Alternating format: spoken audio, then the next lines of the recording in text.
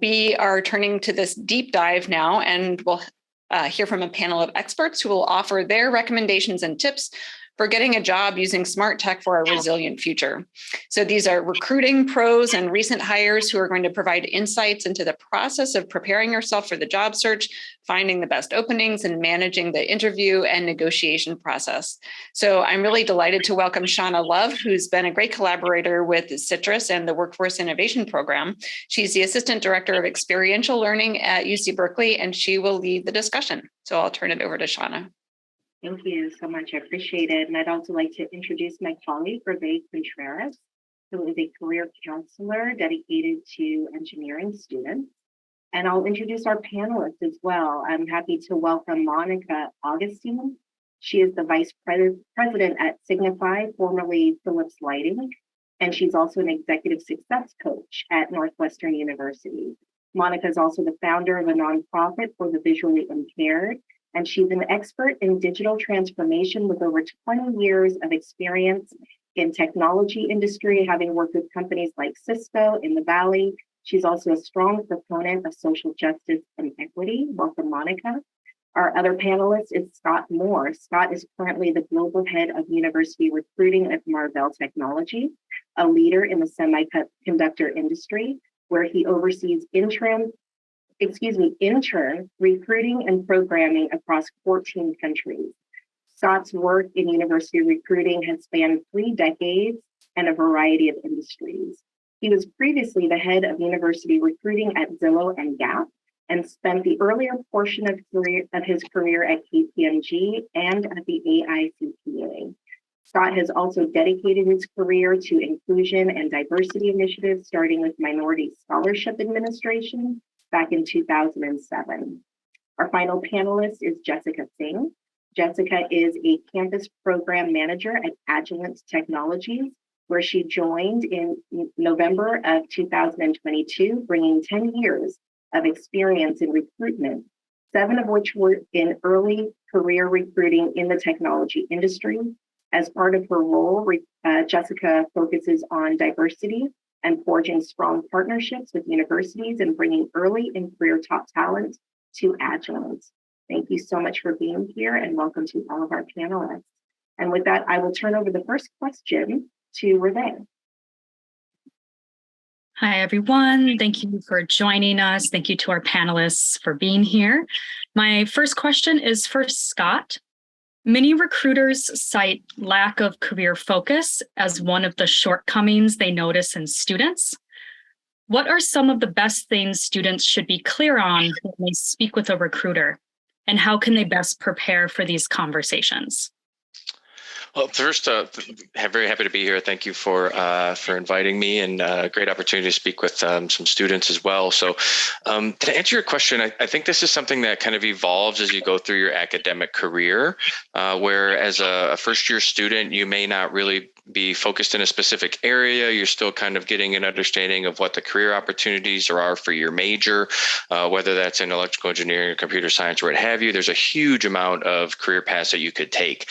So our expectation is, within your first year of school, we don't expect you to be super focused in a specific area.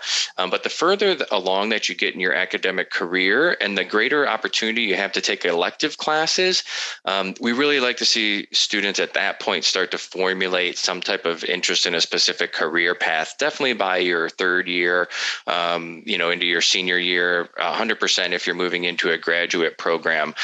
So those electives become really important. And to speak for us, within electrical engineering major, it's a very, very broad array of things. You could design toasters, you could design semiconductors and microchips like we do here. So being able to take classes that are going to be, directly relevant to that type of work is going to make you a more attractive candidate for us. So the further along you get, the more important that is. There's a couple of other things that are kind of a little bit more I would say like visible to us as well. So think about like everybody at this point should have a LinkedIn profile. And on top of the LinkedIn profile, everybody has a resume, and those two things should align. But being able to focus those two pieces of information are really helpful for us as a recruiter as well. So when I look at a resume without having an opportunity to speak to you, I would love your resume to say like what you're interested in, where your passion really lies, and what type of a career you're looking for. That makes my job easier. Same thing with your LinkedIn profile, right? I will, my recruiters more than me, but we'll scour LinkedIn looking for talent that is in alignment with what we do at Marvell. So if we see that the groups that you follow on LinkedIn are in the semiconductor industry, the people that you follow happen to be CEOs of semiconductor companies and things like that, that shows us that you have a real interest in that career path and that you're passionate about the work that we do. Well, thank you for that response. The next question is for Monica.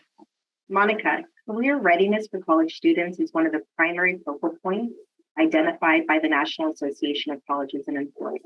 What are some of the best ways that college students can start to build their professional competencies and their resumes while they're still in school? Thank you, Shauna, for the question. And most importantly, thanks for having me here. What I'm going to be talking on the professional competencies or what you would need to do to land a job is not going to be earth-shattering, right? These are things that you may already know. And just to build on few things that Scott said, right? And I want you to double down on, right? The first thing I think Scott clearly said, it's your resume, right? It's a reflection of who you are. So I think that's the first step that we all need to take the time, right? To say who we are, what we are doing, what are we interested in? And if you think there is a top section, right? Sorry for getting very tactical here, right? There is an executive summary and there is an objective in all your resumes. And that's very important for us to understand what types of roles are you looking for. And later on, in a few minutes, I'll share with you the different kinds of roles.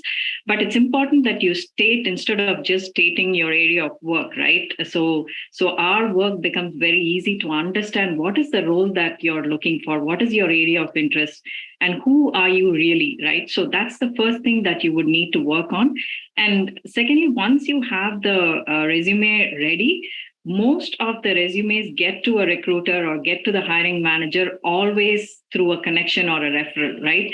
And I cannot underscore the importance of networking or getting connected with people. And it may be just a small conversation. And I just wanted to give you a small story that happened like a couple of years ago. One of my financial analysts at the bank, he was an African-American, early in career kid, right? Helping me with stuff over there. And we started off a conversation and he came to know that I'm part of CSU as well. And the conversation continued. He talked to me about his mom moving from Nigeria, 4 kids, and how all of them are like really doing very well now from UC colleges and things like that. And then he was very interested in the work that I was doing. And he briefly asked me if he could pass his resume to me, right? And every month he kept diligently not badgering me, but at least reminding me very nicely if I had any openings on my team. And just because he was so persistent, I did actually open up a role on my team in the financial transformation office for Say, that was his name. And I'm just saying, like, the power of connection, right? People genuinely want to help you, right? But you need to ask for help and you need to know what to ask for, right? Sometimes I just receive resumes, or even my team or my colleagues, where people just send a resume and say, can you look for a job for me, right? But we all need to realize that that's not somebody's job, right? You want, like somebody, Scott mentioned, right? Go on the career pages, right? Look at what sort of roles that you're inclined to. Make sure that you do the homework and there is some sort of preparedness before you apply to the role, right? That shows a little bit of work on your side and knowing about the company that you're working for, right? So this is all like the pre-work that you need to do. But say once you're ready with your resume, you have the referrals, the most important part of doing the whole interview, right, is like showing up who you are, right? Everyone, if you see in the Valley, has the same skills or even like better skills. But what the interviewer really wants to know is, what do you bring to the table, right? What is the value add that you're going to provide to us? So that is the important part that I think you all need to work on. And some of the undergrad students, if you've not found out what internally you're inclined to, I think you all need to spend a little bit more time on that, right? And it doesn't have to be very detailed, but at least, hey, are you an analyst? Do you like data? Are you risk averse? Are you a big picture person? Do you like to strategize? Or you're like, hey, I don't want a hassle of talking to too many people, right? Let me stay in the background and do my job. So you really need to have a basic inkling of what your deep down desires and passions are, and then align your job roles accordingly, right? So those would be my top key things, right? Just to summarize, make your resume, make sure that you are in social media. Again, right? Sometimes people ask me, hey, I'm just right out of college. What do I write on my LinkedIn profile? And I'm like, you've spent 22 years or 24 years doing stuff, right? We want to know about who you are. So I'm sure if you really look at what you have done, you can bring in a good profile, right? So once your resume is submitted, the LinkedIn is the first place that we all go and look to see who really is this person that is trying to apply for this role, right? So make sure that you show up on social media, your presence, who you're following, what you're passionate about, and also have a sense of authenticity about it, right? We are not telling you, hey, fake a lot of stuff that you write in there, but be authentic, but at the same time, show up and make sure that the brand awareness about you is there. And thirdly, be prepared when you come to the interview, right? Do research on the company, do research on the job skills, and be confident about what you're talking about. And I'll just take a minute to share my screen here. Maybe most of you are already aware, but I wanted to just take a few seconds here to briefly go through the two types of roles, right? Most of these organizations or business units are there in every company, but based on the vertical, right? Based on whether it's an energy or tech company, or whether it's a human sciences company or a healthcare company, there could be plus or minuses in these business units. But overall, if you see, there is going to be a product development team, right? Which actually comes up with a product idea, the features, the capabilities, and all of that, right? So if you're interested more in developing new product, right? New product introduction, and that's your passion, that's the business unit you need to look at, right? Then there is, of course, when the product is developed, there's marketing and supply chain. How do you actually get the product manufactured with the help of procurement? Where do we need to procure it? What are the logistics around it? So that is the piece that I'm currently working on right now in Philips Lighting or Signify, where we are looking at how do we truly take manufacturing to the next level, right? How do we make all our factories smart manufactured factories? So that's a big and a growing area that's in the industry right now. There's also marketing, right? Once the product is developed and ready to go, how do you market? How do you get the leads? How do you target the right people? And then, of course, sales. I think all of you are very familiar with it, but it's just not one type of sales. Within sales, there are multiple different organizations, right? There is partner sales, there is distinct sales, and the other kinds of things. And the last one is the CX organization. I'm sure you've heard this buzzword, and I'm sure a lot of your inboxes are there with these job descriptions on customer experience jobs, right? So again, that's the one other upcoming business unit or domain areas wherein people really want to give a delightful experience to their customers. So right from the time when they purchase a product all the way post-purchasing experiences, how does it all come together, right? And there are tons of technology and tools and processes around that. HR, legal, I think you're very familiar. Operations is all of the work that needs to go together to stitch each of these business units. And if you come to the enabling functions, that's where the IT or the technology and the big data or the data team exists, right? So before, like maybe 5 years ago, like the technology, IT, and the data team were sort of merged together.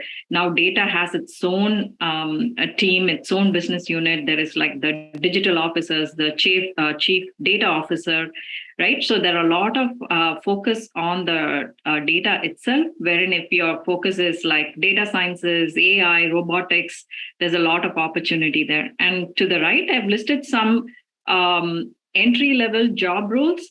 But one key thing that I wanted to let you all know is doesn't matter where you start, right? It's these roles are always fungible, except for few key roles, like if you're a coder or if you're core finance, you can't like just switch your job roles. But otherwise, you can move from like technology into any of these business domains and back again, right? It's just what is your passion and what are you most interested in. You can definitely align towards those roles. And a small side note for my fellow women here, right? I wanted to make a small note. When there are interview sessions that are happening, right? And I've noticed, and a lot of other people, there are a lot of discussions around this as well.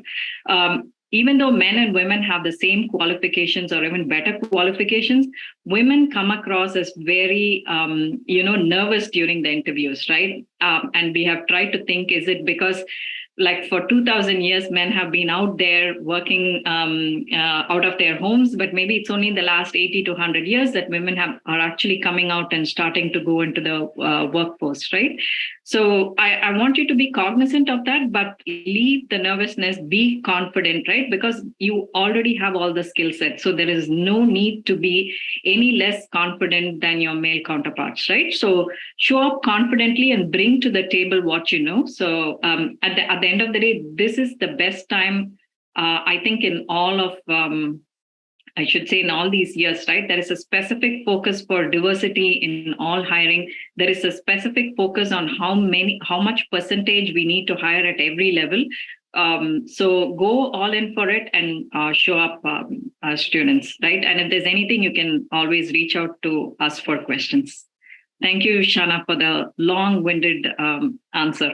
Oh, thank you so much for that answer and for sharing the slide. That was very informative, and your advice to women in this field is very inspiring. I had a follow-up question from one of our sponsors. Can you tell us quickly about why smart tech and lighting is important at Signify Philips Lighting?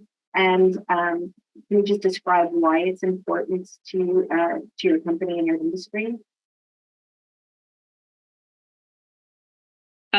Sorry, Shana, what's the last part of the question? Sorry again. Why smart tech in lighting is important at Signify? Got it. Yeah. So if you see old conventional lamps that we used to use, right, that's what has been like used for like eons and eons, right? In the last 10 years, there is a shift towards like, how do we go more towards green energy? How do we go towards more sustainable energy? And if you see, all of the conventional lighting has gone, and I'm sure most of your homes have like LEDs and smart lights, and it's all about smart homes. So that is where we need to be able to support these new technologies with the processes so that we are able to get that to the market demands that are there, right? So being smart in terms of like technology is to support the newer generation leading indicators like sustainability and green energy, Shan. Thank you so much. Thank you so much, Monica. And for the reassurance that students are gaining skills all the time, whether they're technical, professional, in the classroom, or with doing projects, extracurricular activities. So this next question is for you, Jessica. In addition to technical skills, what soft skills are employers looking for and how important are they really? Yeah, awesome. Well, thank you so much for the question, and thank you for having me here. I'm excited. I love this question because I think a lot of times the soft skills are really learned during school. So that, just from my perspective, and I think they're really, really important. Some of the few soft skills that really stand out to me and I think are really important, just on a day-to-day is the first one is like communication, right? It's key because it's important to know how to not only communicate with your team, but also your manager and other peers on an interpersonal level, but also to know how to communicate effectively, right? To get your thoughts, your goals, even your perspective clearly laid out for others to understand exactly what you need. This ties into the next soft skill, which is teamwork. With strong teamwork, your own individual work, as well as your overall team's performance really makes a difference in how effectively you collaborate with your team members. If everyone on your team is aligned and on the same page, you can really put together some amazing work and be successful. Adaptability is also really important too. Just being able to pivot when something really, quickly changes, right? That leads into another one that's really important is prioritizing. So, and the best term to say is be a prioritizer, where you can really choose what are your most important tasks and how can you quickly adjust and adapt to those tasks and how to tackle them, by highest priority to maybe even lowest, right? Another really important one is just problem solving skills, right? That's an important one for sure. A lot of times we find ourselves in these gray areas in the corporate world, and we really have to put on our thinking caps and just really figure out how we can think outside of the box. And that's when problem solving can play a huge part in our day-to-day work. So yes, I would say for the second part of the question, I would say these are all very important, as they will help you kind of navigate, on your day-to-day and help you work with others in your organization, understand what you need or how to adapt to new things and ideas, as well as you can really fix issues that come up on a daily basis with, these key soft skills. I know that there's more out there, but these are the ones that really, really stand out to me and I think are super important, in any type of role and any type of industry. Definitely transferable skills. Scott, the next question is for you. So there is a marked underrepresentation of certain people groups, such as women, Black Americans, Hispanic, Latin, Tech, Chicanic people in the fields of tech and engineering. What are some of the common inroads to careers in tech? And what are some of the best ways to get their foot in the door? Sure, great question. I did want to piggyback off of Jessica's answer a little bit too, and just add one other point there that I think is really important. And this is a little bit when you get further along in your career, but one of this kind of soft skills that separates people is your ability to present. So it is a form of communication skills, but the further that you get along in your career, I don't want to say it's not important, but the less important is your technical acumen. And it becomes more important that you're a good storyteller and you're a good presenter. So any opportunities you get as a student to do that, I think is really important. And that also kind of gets to this question a little bit too, where, what can you do to separate yourself from the rest of the crowd? And it's generating, everybody can be a real strong technical expert.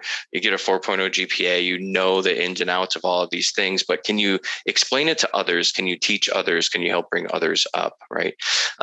So, there is definitely a big lack of diversity within tech from a gender perspective, an ethnic perspective, sexual orientation, so forth and so on.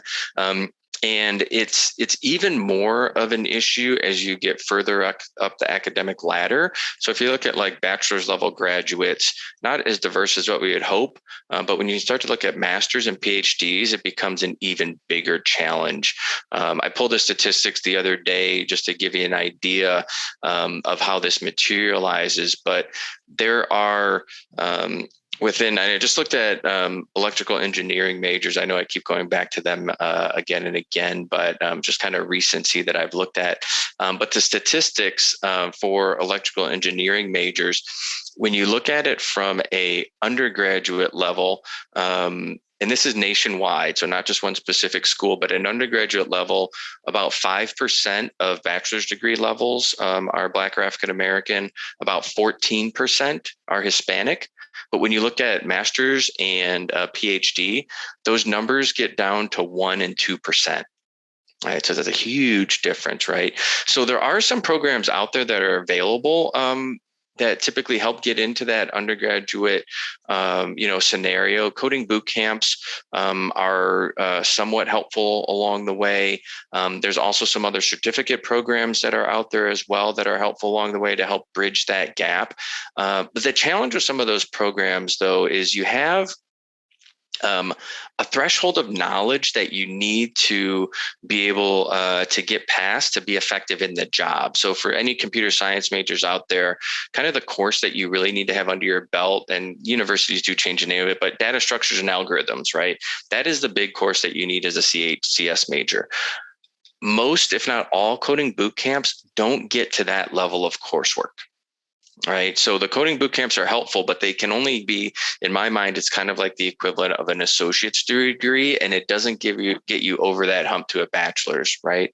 So finding ways that you can meld some of these programs together, I think is a really good opportunity for people to get in. So you can go through a coding boot camp, you can get to that level of probably the equivalent of an associate's degree, or, here in the Bay Area, community college is free for most people. San Francisco Community College is free for residents of San Francisco, right? So can you get that associate's degree, get you into the workforce, and then on a part-time basis, continue with your education to get to that bachelor's level, so you can get over that course that I mentioned from computer science, that data structures and algorithms, right? That's really what's going to get you into a long-term career.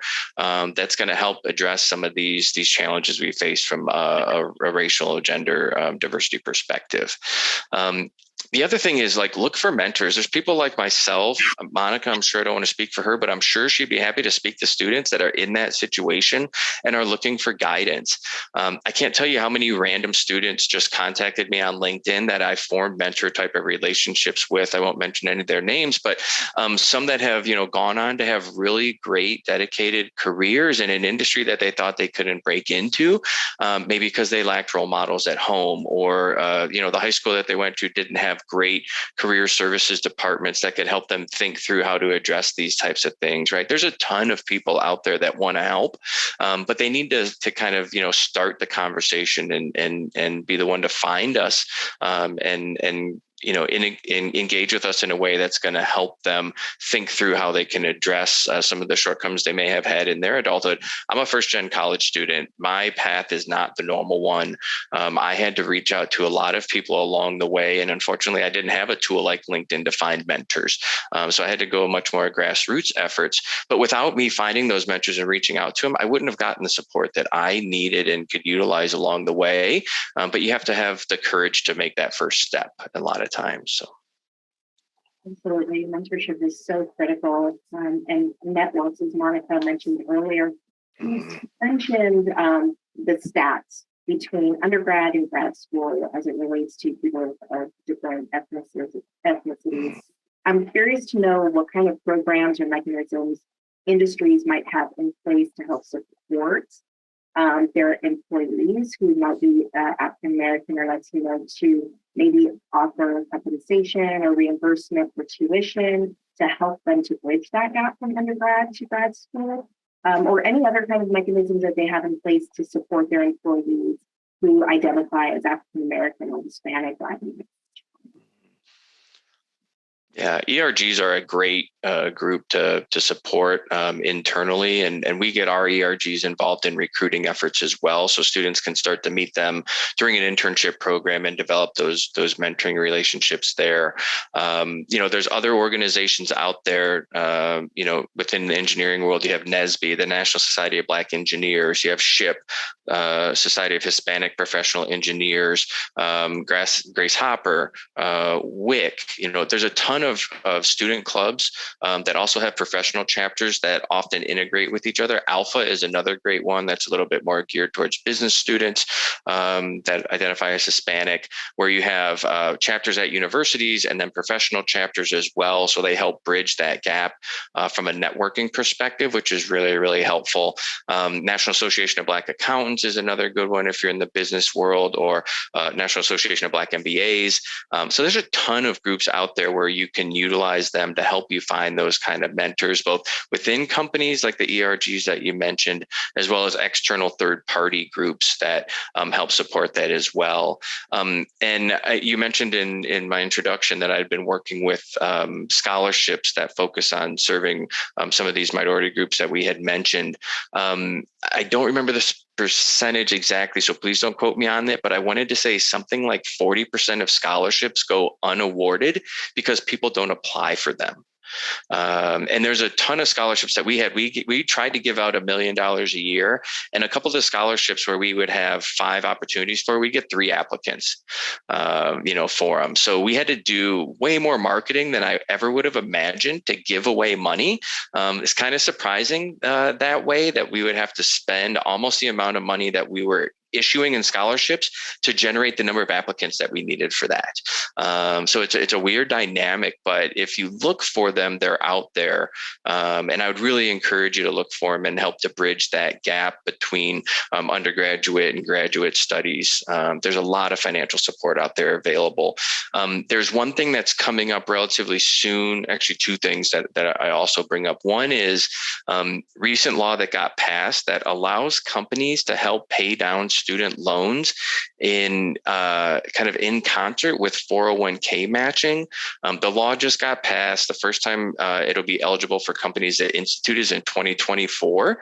So keep an eye out for companies that are taking advantage of that opportunity really quickly, because that's an indicator that they really value, or not value, but they want to, help new hires pay back some of that student debt, and they really value the education that they bring to the table. That is a pretty progressive law that came into place, and I'm hoping a lot of companies pick up on that. That's a really strong indicator that it's a good organization that you would want to work for. But so keep an eye. Like I said, it's brand new, so no company's rolled it out yet, but we are already in discussions now of like, can we make this happen for 2024? Yeah. Thanks, Scott. That's good to know. Mm-hmm. This last question is for you, Monica. Can you tell us how you got to where you are now, and what is an average day in your job like? Sure, Ravi. Thank you. I'll keep my flashback pretty brief so that you guys are not bored. I hail from Chennai in South India, and in the early 2000s, when there was this big bandwagon of like chasing the American dreams, I got on with my friends and came to the Silicon Valley, and like I was mentioning, right, through my father's friend, landed in a job in a startup and worked there for like a couple of years. Then I realized that coding and developing firmware was definitely not my passion, and I had to do something different. And hence I went back to school and did my MBA in strategy planning. And I also decided that I wanted to work for a bigger company and not a startup. So that's when, after like multiple rejections in my interview process and like sending out zillions of resumes, I landed a QA job at Cisco, right? Which was like, I was thinking I was definitely overqualified for the job, but I didn't mind it, right? I wanted a foot at the door. And then that's when, like, when I got into it, I was able to quickly figure out that it's not so much what you know, right? Like being observant, right? Being bold, asking questions. I also used to have this fear of communicating with people, right? Like Scott was mentioning, how do you articulate things? And of course, English was not my mother tongue, so I had this inhibition of this Indian accent coming in interfering. But then I got over all of that, and then I decided I'm going to be bold, right? This is who I am, and this is what I bring to the table. Once I became very confident in who I am, I switched a lot of different business units, right? I started off with IT. I took on different business unit roles, including finance. I also took on an expat role back in India so that I have a customer-facing role. So I wanted to get a different flavor of the roles that were there. So I switched both back and forth between like technology roles and also business roles and also hardcore like domain roles. So I have a variety of things that I'm doing. And finally, I settled in on, okay, where can I best use my skills and my passion as well, right? Which is sustainability. And then I decided, okay, it's going to be in the area that is between technology and business, which is the digital transformation of these tools and processes. So that is where like I came from. And what I wanted to like let you guys know is, like I was telling you, you're perfectly poised, right? You're in the Silicon Valley. You already have the branding. You guys are like taking classes at Berkeley, and many students would die to be in your place, right? Both literally and figuratively speaking. And if you have seen, right, you may not have gone through the hard paths that some of us would have gone through, but somebody had already done the work for you, right? So all you need to do is to make sure that you know where you need to go and be bold and take the opportunities at your hand. Some of the opportunities may not pan out the way you think, but at least you have tried and you've given your best shot, right? And we are all there, right? Team, like I told you, LinkedIn is there, right? There are so many ways of connecting. There is like your information at your fingertips. So use them all wisely for where you want to get to, and the opportunities are innumerable. Thank you, Reve, for the opportunity again.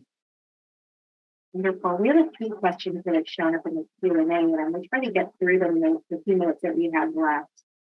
So for Jessica, there's a follow-up question about soft skills. Someone in the audience is asking, how do you accurately measure soft skills? Is there a way to measure that? How is it determined? Is it usually measured by looking at one's past performance or some sort of an assessment tool? Can you elaborate on that? Yeah, can you repeat the last part that you mentioned right now? I kind of got a little bit muffled, sorry. I apologize. It's really a No worries. reiteration of the same question. How do you measure soft skills? Are there assessment tools, or does one just reflect on their own past experience?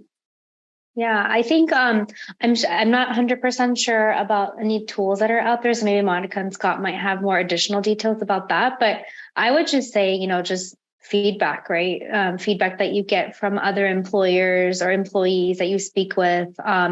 Even just going through the interview process, right? You can kind of self-evaluate yourself to see how you're doing in your interviews, and maybe even get feedback from people that you interviewed with. I think it's always nice, even though depending on kind of what the situation or the outcome may be after the end of the interview process, it's always nice to get some feedback from your recruiter. I've had students come to me or candidates come to me after interviewing and ask me questions about, okay, what did I do in the interview that, I could have done differently, or what, how did I speak? Was my communication skills correct? Or, because since that's kind of one of their soft skills that I was mentioning, so communication is so important too. So I think that's definitely a good way to kind of leverage how to kind of measure their soft skills, and just getting the feedback from different people that you've been, speaking with. Yeah, and just to add on to what Jessica said, the one other thing is talk to your family, right? Like on the soft skills, I think they are the best people to give you the most the authentic feedback that there can ever be, right? So they will tell it to you on your face. So that's the best. And at your workplace or even in your cohort group, have a few people that you trust that can actually give you the feedback, right? And that also goes to the second question that is there on the chat, right? Honing in on your presentation skills comes over time, right? Everyone has a certain amount of fear that is there, but it goes over time. And at the end of the day, you have to have certain mechanisms, right? If you're presenting on a subject matter that's deep and core, you should know that you have done that research. You're the best person that knows about it. Everyone else in the room is listening to it for the very first time, right? So don't have to worry about certain things, but there are a lot of strategies that are there that you can use. But at the end of the day, it's about communicating what you want to the other person in a most authentic and an effective way, right?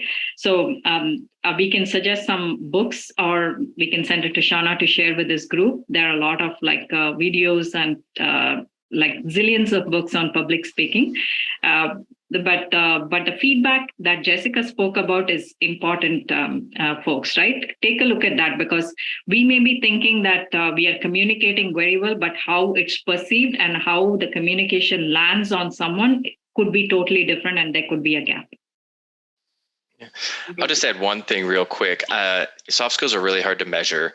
And I was racking my brain the whole time that both of you were talking. You gave some really good points. And I was like, is there anything that I could possibly think of that actually is like putting my engineering hat on that actually can measure something? The only thing that I came up with was, actually, I'll give you two. One is your career services department at your university. Most are underutilized.